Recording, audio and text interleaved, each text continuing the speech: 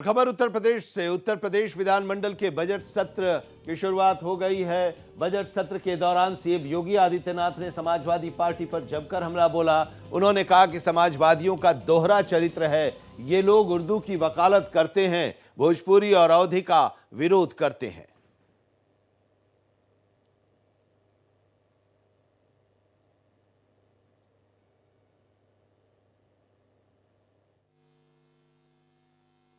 उत्तर प्रदेश की विभिन्न बोलियों को, भोजपुरी, अवधी, ब्रज और बुंदेलखंडी को इस सदन में सम्मान मिल रहा है और हमारी सरकार तो इन सब के लिए एक एकेडमी का भी गठन, अलग अलग एकेडमी के गठन की कार्रवाई को भी आगे बढ़ा रही है। ये सभी हिंदी की उपभाषाएं हैं, यानी हिंदी की बेटियां हैं। भाषा की समृद्धि के आधार हैं और हमें इसका स्वागत करना चाहिए। ये सदन साहित्य केवल विशुद्ध साहित्यिक और व्याकरण से के विद्वानों की नहीं है, आम जन का प्रतिनिधित्व करने वाले माननीय सदस्य समाज के विभिन्न तबके से आए हैं। अंतिम पायदान पर बैठे हुए व्यक्ति की आवाज को भी इस सदन में मुखरता मिले, इसके लिए अगर किसी को हिंदी में वह धारा प्रवाह नहीं बोल सकता तो उसको भोजपुरी में भी अपनी बात को रखने का अधिकार मिलना चाहिए। अवधी में, ब्रज में या बुंदेलखंडी में उसको रखने का अधिकार मिलना चाहिए।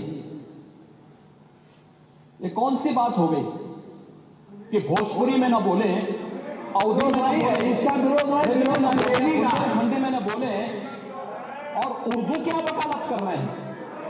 एक बड़ी विचित्र बात है।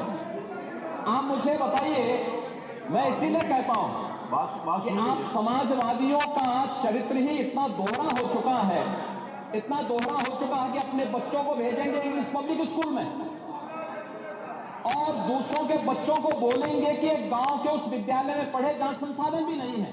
ये दोहरा आचरण और जाकी रही भावना जैसी, प्रभु मूर्ति देखी दिल जैसी, यह तो आचरण आप लोगों का है।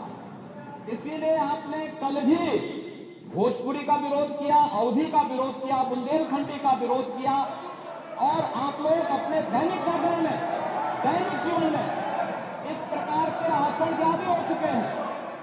और इसलिए अध्यक्ष जी, इसका अभिनंदन हम लोग करते हैं और इन बोलियों को सम्मान मिलना चाहिए। इनके संरक्षण के लिए ही हमारी सरकार भोजपुरी एकेडमी का गठन कर रही है, अवधी एकेडमी का गठन कर रही है संत तुलसीदास जी के नाम पर। इसी के आधार पर ब्रज भाषा इतनी समृद्ध भाषा है। सूरदास जी ने अपनी सभी रचनाएं उसी भाषा में दी हैं।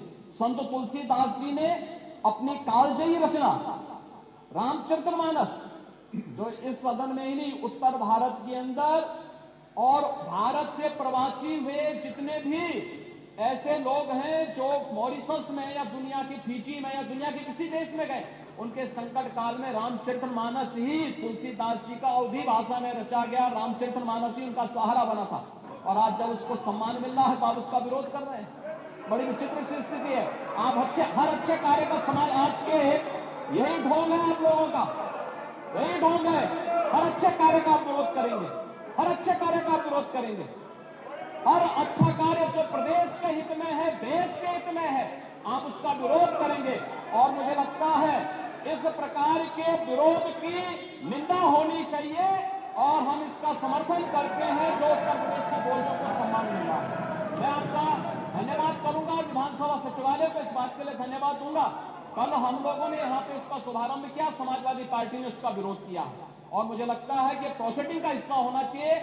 इनको समाज के सामने एक्सपोज करना चाहिए। अपने बच्चों को ये लोग पढ़ाएंगे इंग्लिश स्कूलों में और दूसरे के बच्चे के लिए अगर वो सुविधा सरकार देना चाहते हो, कह देनी उर्दू पढ़ाओ इसको, यानी उसको मौलवी बनाना चाहते हैं, कटबुल्ला बन के उनके इसको ले जाना चाहते हैं। ये नहीं चल सकता।